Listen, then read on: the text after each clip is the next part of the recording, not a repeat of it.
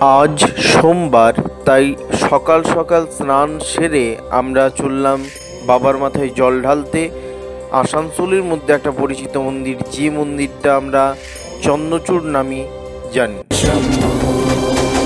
ओम त्र्यंबकं यजामहे सुगंधिं पुष्टिवर्धनम् उर्वारुकमिव बन्धनान् मृत्युर्मोचयमामृतात्।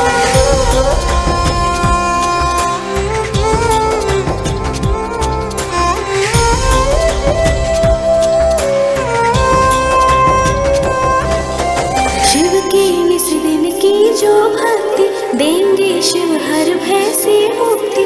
माथे धरो शिव नाम की धूली टूट जाएगा यम की सूली। हर हर शंभू बोलो, हर हर शंभू, हर हर शंभू बोलो, हर हर शंभू। ओम मृत्युंजय परिशान जगदाभयनाशन तव ध्यानेन देवेश